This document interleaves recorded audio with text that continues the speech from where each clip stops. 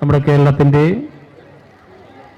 എല്ലാ ജില്ലകളിൽ നിന്നുള്ള വിദ്യാർത്ഥികളാണ് ഇവിടെ മാറ്റുരച്ചിട്ടുള്ളത്.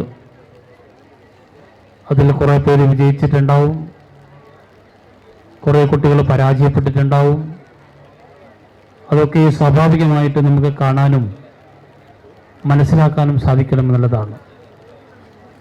ഈ കായികമേളയിൽ പങ്കെടുക്കുക എന്നുള്ളതാണ് ഏറ്റവും പ്രധാനപ്പെട്ട കാര്യമായിട്ട് നമ്മുടെ വകുപ്പും ഗവൺമെൻറ്റും കാണുന്നത്.